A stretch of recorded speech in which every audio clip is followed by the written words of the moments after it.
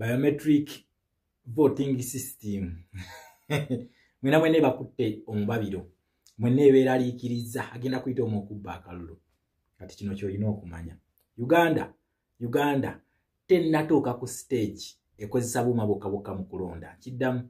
Uganda tennatuuka ku stage ekozesa buuma bwokka mu kulonda. Ate ekintu kino ekintu ekyo baakigeza nako. America yali ekigezezzaako ne kigaana. Munnayuganda saagala obuzaabuzibwe, saagala obeere diverted. Ekintu kye tugendako bakiyita open ballot voting system. Kiddamu. Open ballot voting system. Wabula biometric machines zino zezitya guziwetaago okumanya munnayuganda. Biometric machines zino omwaka guno ne mukulonda okuwedde zaaliwo. Okitegera naye tezaali effective lwaki nti baatuuka okulonda nga machine buno nga abamu oteekako ekyenkumu nga tebukola singa tebukyakola network nga tekuli. Tulina ebitundu ebimu mu Uganda nga ne network teri. Njagala mutunulye no byali mukugira mu kuwandiisa wano nga baleeta bikompyuta nga bifuka tugende nti bano baatuuse ku standard ekwata akaluka kensi ka Uganda yonna bukabeere biometric. Tebakusiriwaza nakugambye ekintu kye weetegekera kuteekinga kwata pen oteekinga tandika okukola training ya pen n'ekyenkumu ye training gy'obeera okola kubanga ketugenda okulonda. Wabula buno obuuma kyo kye baagala okukola ki. Mujjukira speech eri omusajja ono gye yakola. Okitegera gye yakola.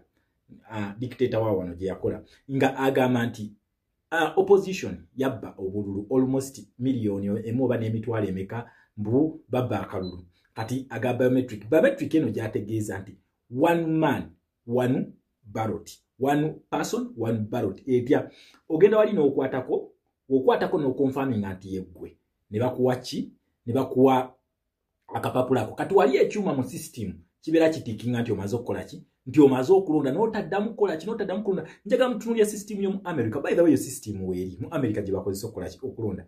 Ogenda n'oteekako ne bala confirming nti okoze ekintu omaze okulonda. Then tosobola kudda mulundi mulala kukola ki kuddamu kulonda. Kati ekintu ekyo kiyamba mu auditing. Naye nakugamba nti bano abantu bano they are just disguising nti tulina democracy era bintu bisobola okubeera free and fair. Tuleeteyo biometric biki tusobola okukeepinga akalulu okulaga ensi yonna nti tufaayo nnyo ku byakalulu teri kubba akalulu mu Uganda. Kitegeera ekyo ekintu ekiriwo. Naye saagala babatiisetiise nti ekyuma kye kigenda okuteekingira akalulu nedda. Gwe agenda okweteekingira akalulu era mutandika okutraininga abantu. Mutandika okubisa obupapula obulaga abantu engeri gye bagenda okulondamu. Gwe agenda okwekubira akapapula ako. Kitegeera wabula ekyuma kino kyo kiyambako kukonfirminga nti omaze dde okukola ki okulonda. Oba si ekyo oli eligible voter mu system okola ki mwoli. Bategedde akantu ako. So wekityo bwe kiri. Ekintu ekyo sometimes gundi zaakyo mpozi zosobola okwegendereza ennyo. Wano ye transfers nti basobola ozimanipulate nga Russia yakikola Kenya. Yensonga lwaki musango gwe tulina Raila Odinga versus Ruto versus Electoral Commission ye Kenya. Ekintu ekyo baleeta gundi case eyaliwo nga bagamba mwalimu robot tallying. Ekintu ekyo kyali ku tally center wano nga results weziva wali eri ku district level okujja no ku national tally center. Kati mbunga robot eyo ekwata nezimanipulating awo.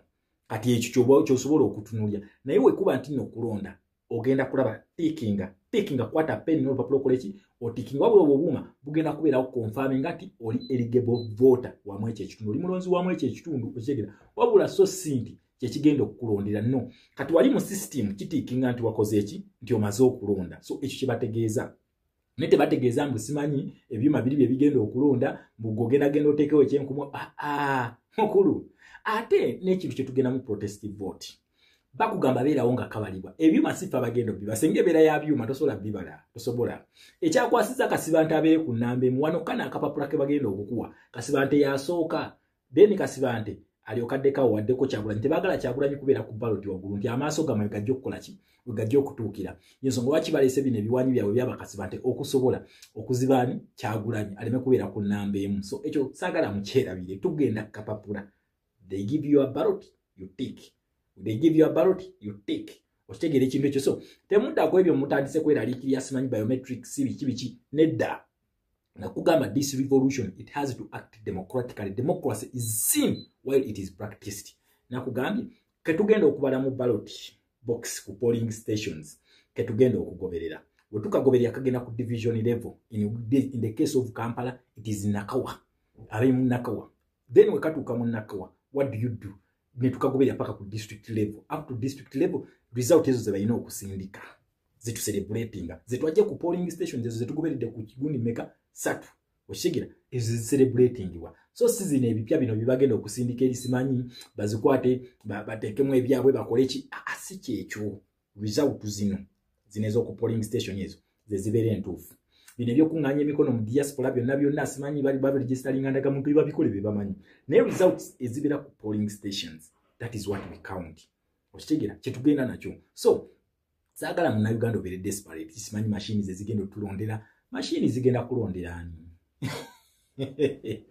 we are not going into a robot government oshigira we are going to create a democratic government is how are they created by the will of the people fetu sarabo Uganda tenatuka ku standard ya yechi mu byuma bitonde olaba na America tenaba bitukako ne Bungereza tebirina bakozesa kintu kibaita ballot papers ono bidye byuma byamba ku confirminga muntu butalonda mirundi mingi atenga wana Uganda tekisoboka olaba just registration ngalaba computers zili fake ezisobola ku registeringa abantu kubayingiza mu system kati atatu game muno ezo machine ezo mbuno zezigenda okulonda mukulu yoteba kulimba so saagala bakutekina bagamba ku stage kuno kwetuli teba kuteka mu desperate moment kutandika kukubisa kulaga future wegenda kufanana na kugamba revolution stage je kugulirawo gyokozesa kati mwe muri desperate nyo mutandise abantu amu batandise okulowooza mu future anti future egenda kufanana we batisimanyi bagenda kujjako internet until then we shall have a solution but now temweteka ku pressure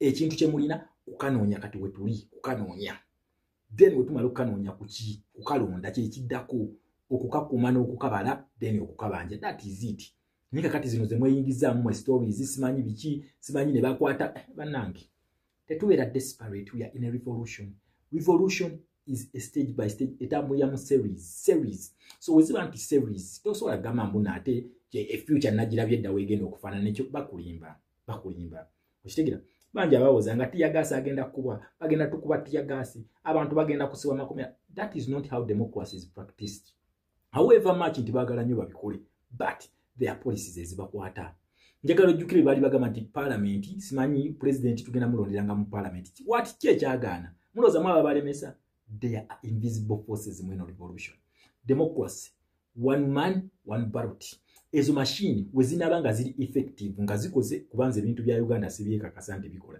just baku setting obongo ne bugira pen class ne bakolaki ne baku disappointing kati ngo wetegekete kiri gwetegekere ne nkola ya fene yokulonda kutikinga abantu mbaligirizo okutikinga n'okuteeka kekyenkumu that is it bino bya biometrics bino biometric machines ebyo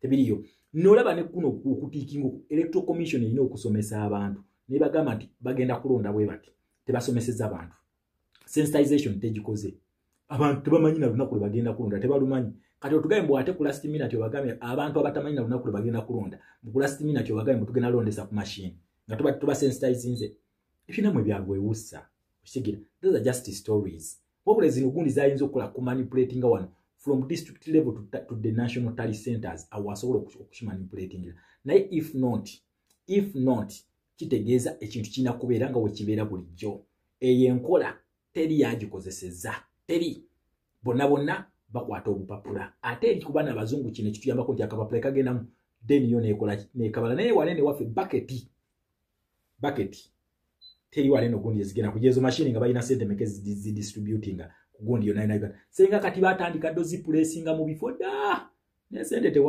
tebalina bekubya mpi electoral commission ekugamba terina sente zigenda kusensitizing abantu kulonda kakati ate bafune zigenda okugula biometric machines ezo n'okuyigiriza abannansi nti no biometric machines zikola bweziti so ekintu kyenjagala tukole bannayuganda kimu tetweteekamu panic tetandika kutunula mu future etannatuuka what you have now it is what you have to use kigira essaawa eno ekintu kyolina kunoonya kalulu era wensabira abaka ba parliament mwenna namwe abaweereddwa kaadi zaffe please come back to the ground abantu bano bamye kaadi babakozesa against the party mwe muli mu kuzunga mwagala self na president na kamera kubakwatire ni wobeera kansala nga tolina kyokola ku toyo ya president please biveeko eri gyagenda wali abantu bayo why are you overshadowing these people abantu ne mugenda eri ewantu n'olulimi lwayo tolumanyi naye ng'ewuwoleseeyo bano abamiddwa kaadi bona bazeeyo ku ground kati baji ojja tuuka ku ground ebintu byalalamu nnyo tetwagawadde kadi kweraga tize yafunye kadi understand the mission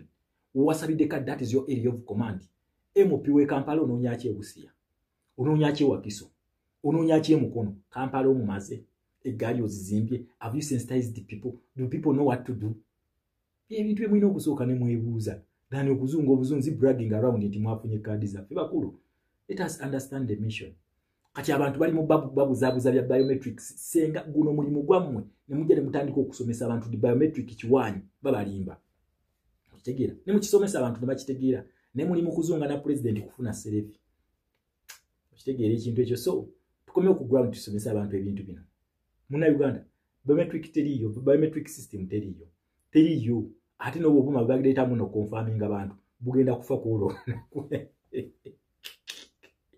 kuolo lunaku ogwo omusimbi waliwo yagukubye kati yamaze doggukuba akulaga nti bigenda kukola omusimbi yagukubya dduka accountability kati atandise okupromotinga obuuma bwe oba si kyekyo ayagala kugusabayo agukwe kati bali kugwa okutegwa bba sekta gy'okwata ng'okuba tu ng'oziddusiza abasomesa waliwo yagenze nazo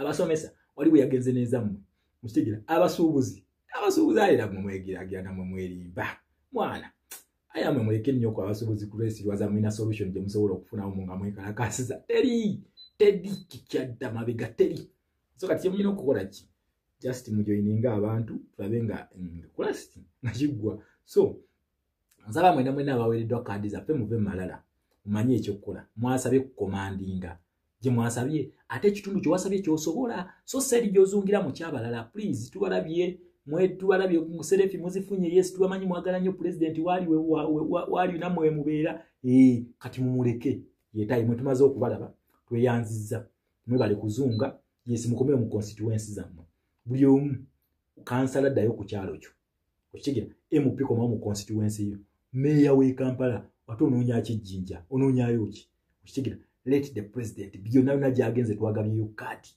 waliyo bafulaga bearers bayo mubaleke batekinge ono omulimu muleke bafuutu soldiers abatambulira ku president security ne media ye ebeere naye yegazanye then emwe bye bitundu leka media ne capturing bantu bayo naye kakati gwe oli gundi oli torolo naye ng'oliwe Kampala media ze Kampala ne bana batambudde balaga gwe batunuzaamu kamera gwe wagenzera gwayagala n'akazindaalo oyogere bakulu bino si byakazindaalo obima temusobola kadi zonna muzimpe nzikozesa ekyokukola okitegeera ekintu ekyo so nsaba munna Uganda toweteeka mu paniki enkola yaffe eri yakatiiki nga olaba manvuuli kola bwoti buli olaba manvuuli kola bwoti oba kola bwoti teekawo ekinkumu ebisigadde obireke tugenda kukabala tugenda kukakuuma tugenda kukalonda tugenda kukabanja naye byabakama the ball is in your hands muze muzanyazanya mu kalulu kanoko ojja keekuulira mu mulago okitegera ojja keekuulira mu mulago ekyo nkikubuulira so muna Uganda tobeera na paniki toweteeka ku paniki buli kintu kyonna kigenda kutambula nga bwe twakibala buli kintu kyonna kitambula nga bwe twakibala we kirina okubeera in that position that is how it is said the ordinary voting system yegenda okubeera open ballot system yetugenda okugenderako open ballot system so there is no anything like change obegenda okulema so singa zibaddewo electoral commission esobola okuvaayo nekolaki nebagamba not only one person to come and communicate okitegeera so electoral commission esobola okukola omulimu ogwo negwagamba naye even sensitization ekyakoze ekyaga ate kati kulasti ogaye muno bannange biometric machines wacha wewe so muna Uganda tobeera mu panic but let the revolution take course temweteeka mu pressure temugyeteekako there is a lot of things to do bingi but you're giving yourself pressure mwewadde omutwe bagenda kukola betisimanyi ne bakola bati why are you predicting something that you don't know you cannot look in the future tosobola senga buli omu yali asobola otunula mu future senga abamu tosobola nakola business why was someone akola business oba wakafa oba akakola bwe bati business etandise okukwatayo n'ofa kati senga ali osobola kutunula mu future n'okiraba nti ogenda kufa walikoze business eyo so saganya tutunule mu future wa future ojja gitunulamu ate ekinyibanyizaako ate mu future gye mutunula mujjayo biri negative byokka temujjayoko biri positive mu future mujjayo negative naye nakuga this revolution is not predicted So muve mukutunula mu negative future gye mulina mutunuleko mu positive side. So nothing is going to change. Everything gyoyagala okugerako soko comparing an available situation eriwo. Mushigera biometric is mwogerako. It is only now 2 months to go. 2 months to go. Kakati tebanazisomesa ne sensitization ne allocation yago ntenaba kugira. Bicha mutawanya. Mushigera kali ate bakugaye muno ate biometric machines zaze. So teri biometric machine egenda kukozesebwa musimanyi egenda okutikingira. Iyo biometric machine egenda okukozesebwa egenda ku verifyinga ti oli mulonzi oli eligible voter olonderawo mu system mwoli kwata akapapulako genda otikinge. Okitegera kwata akapapulako genda otikinge wetumala okukalonda bawanika kapapula nga wetubala era wetumala nga tubugatta nga tuwandika results. That is it. Teri kirala. Okitegera ekintu ekyo. So teri kirala. Temwetekamu pressure, temwetekamu fear, temwetekamu panic. The revolution is going according to the plan, how it is planned. Nothing is going to change. Nothing. Okitegedde ekintu ekyo. So kati baana ba mama maliriza mbagamba nti olaba mambuli ogenda kukola ki kutikinga ensolima zino zijjidde ku buzindaalo, zijjidde ku masaawa, zijjidde ku masimu, zijjidde ku ki. Tetulinaayo kintu kirala kyonna kitugenda kukozesa mu kulonda. Tulonda manvuuli. Okulonda kuno kulina side maker. Teri ndala. The rest are background noise makers. Tebabiri mbaina side gye bawerekerako gye bagala okudefendinga. Kati kwe tuwebuzabuza mu nze simanyi nalonze PFF, simanyi nze nalonze NPP, nze nalonze Ecological Party. Nedda kakwata akalulu kawe NRM. Kubanga bonna abo baside emu eyo bonna babadde batambuza ekintu kibayita fisadi democracy oba fisadi democratic system. Kati twagala tujjewo ekintu kibayita fisadi ng'akabinja konna tukajjawo. Okitegera wobojjawo sitaani ojjawo na malayika zonna n'okola ki n'ozitwala. Tosobola kutugamba muno sitaani ate mujjewo ate malayika ozirese era ajja kuba azituma zijje. Okitegera ekintu ekyo. So kati kyensaba ekintu kimu kye tugenda okukola kwera. Okitegera kwera nyango okusobola okutuukiriza mission eyo nsaba buli yaweereddwa kaadi za abantu tebabamanyi. Ebipande bingi ebikubiddwa mu constituencies zammwe bingi kubanga wali mbadde mukola ki mubadde mukayanira bifo ebipande mukubye tetumanyi balina kaadi. Tebakumanyi mu kitundu. Omuntu ajja genda yebuzebuze nti yeyeggwe. Kati gwe ddayo abantu bakumanyire. Ddayo otambuze mission. Ddayo otambuze enji. Ddayo explaining ki. Onyonyole abantu manifesto yaffe. Okigire obakakase nti nze akola ki. Nze alina flag. Dani okuzunga ne president mbu bajja okukulaba. In fact bano abakkiriza defeat balina okubeera naye. Ate nga nabo tubadde tubeetaaga mubeegatteko. Mwegatte wamu mukole bond. Okigire tukole ekisenge nga kyamaanyi. Naye kakati gwe toliyo oli mu kuzungira eri. Okitegere ekintu ekyo mbasaba please okuva ku kansala ng'olina kaadi yaffe. Please nkusaba komawo mu constituency yo. Komawo mu constituency yo ekwetaaga n'okusinga eyo gy'ozungira. President takwetaaga ayina abamumala. Mukomeewo mutambuze enjiri. Mukomeewo mubuulire abantu tebamanyi na ddiro bagenda kulonda tebalumanyi. Ate electoral commission tejja ddu bagamba. The dates are keeping on changing. Who is there to update them? It is you. Nalabye gye bakoze gundi y'okukubo nga bagenda babuuza tulonda ddi. Abantu tebabimanyi.